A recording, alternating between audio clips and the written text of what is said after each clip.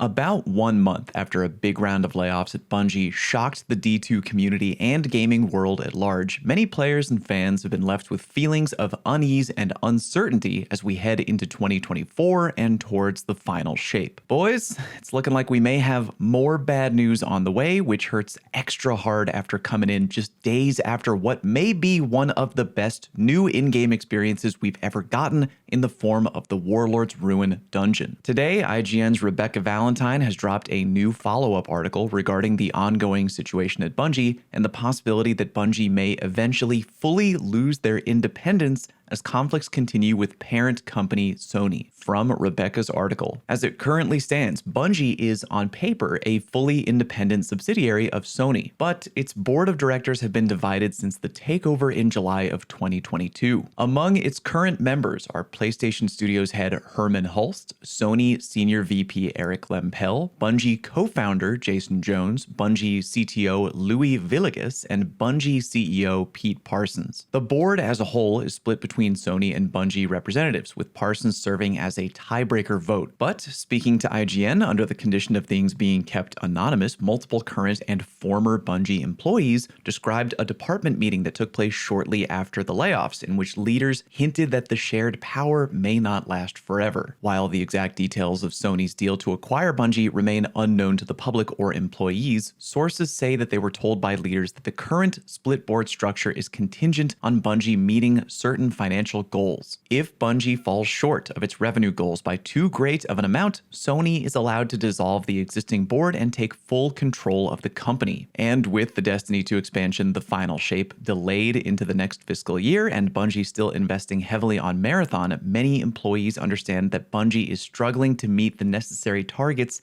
to keep its last vestige of freedom. Such a takeover wouldn't necessarily be shocking given its 2022 acquisition, but it would nevertheless be a stunning development for a company that has historically prided itself on independence. It was with this threat looming that Bungie leadership, not Sony, according to Parsons, made the choice to lay off roughly 100 employees last month. But apparently the cost cutting at Bungie isn't limited to just personnel. Multiple current employees confirmed to IGN that the company has implemented numerous other cost-cutting measures recently, including a studio-wide hiring freeze, reduced travel budgets, elimination of holiday bonuses, keeping its annual Bungie Day virtual, delaying its week-long company pentathlon event to next December, and reducing numerous morale events such as cooking and knitting classes, Cooking and knitting classes from monthly to quarterly. Bungie is also pausing or fully ending benefits like annual employee compensation adjustments to meet market rates, its new higher lunch program, employee donation matching, its peer recognition program, and gift cards for employee birthdays. And yearly studio performance bonuses this year will only be the contractually obligated 80% minimum after being above 100% for good performance several previous years running. Along with the recent layoffs, this has resulted in a massive decay in morale within the company, according to IGN sources, one of whom told them that the mood within the studio has been soul-crushing over the last month. Several people we spoke to, we being IGN, again, told us that leaders had reiterated across multiple meetings that they couldn't guarantee there wouldn't be more layoffs, with two specifically recalling the chief people officer outright saying that layoffs were a lever the company would pull again. Quote, "We know we need the final shape to do well," one source told IGN. And the feeling at the studio is that if it doesn't, we're definitely looking at more layoffs. Others said they were rebuffed repeatedly and discouraged from even discussing the layoffs whenever they tried to ask questions. Employees in one department recalled a post-layoff Q&A session where a department head was asked if leadership taking salary cuts to prevent layoffs had been considered, only to respond that Bungie was, quote, "not that type of company." Quick pause and a sidebar from me. Assuming that quote and reported situation did actually happen, that is a bad look for the higher-ups specifically at Bungie. At times like this, I always think of the story of the Nintendo president who cut his own salary in half due to the commercial failure of the Wii U instead of firing employees. That right there is a historic baller move and a reflection of true leadership in the industry IMO. Anyway, back to the article. Another anxiety sources discussed with IGN was that many of the reductions made at Bungie recently were part of a broader move towards outsourcing. Multiple individuals across various departments told IGN that they'd heard discussions within their teams of plans to increase outsourcing both before and in the wake of layoffs. One team where those discussions have already become reality is in quality assurance. While outsourcing QA is extremely commonplace industry-wide, Bungie historically has also enlisted an army of in-house embedded QA testers working within individual teams. It's a setup that the studio has prided itself on for years now, but QA sources within the studio are now afraid that this strategy is on its way out. IGN previously reported that Bungie's QA team saw a rash of mysterious departures in the months before the layoffs, and also noted a team-wide culture shift toward a general pool of testers consisting of both in-house and outsourced individuals. Former and current QA department members at Bungie tell IGN that in the last year, the team has seen increasing workloads and responsibilities,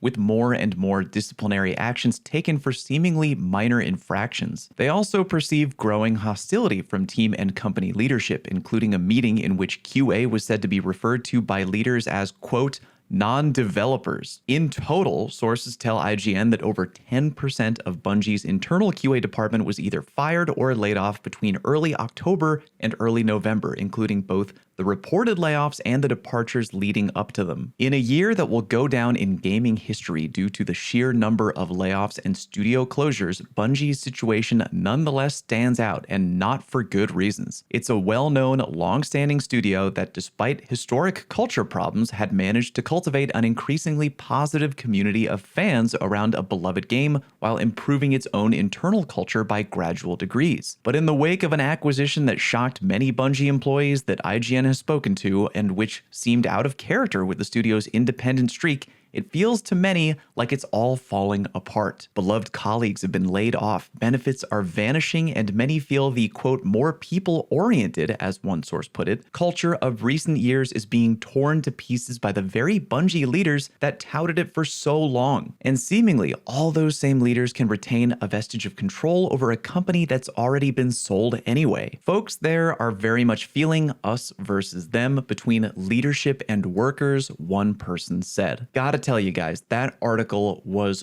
brutal to read. It raises a lot of questions about the gaming industry in general, the nature of long-running live service games, and the kinds of decisions being made up at the executive level. I truly feel horrible for the game devs at Bungie, who likely just want to make the best possible content that they can in their department, and having to tread lightly through this crazy corporate minefield that they now find themselves in day to day. I really don't know what the answer to all of this is. Bungie has gone from Microsoft to Activision to Sony, and each time the move has gone hand in hand with both upsides and also massive complications. At the end of the day, I still like playing Destiny. I want to know how it all ends. And again, we just got a killer piece of content added to the game just days ago, which makes all this the more brutal. I just hate this dark storm cloud looming over both the company and the industry at large. How has the gaming industry got here? How is there this much chaos and disarray in the world of game development? I really think Rebekah put it best at the end of her article. Given their recent actions, the question of whether or not Sony will finally manage to swallow Bungie whole in a few months seems less and less important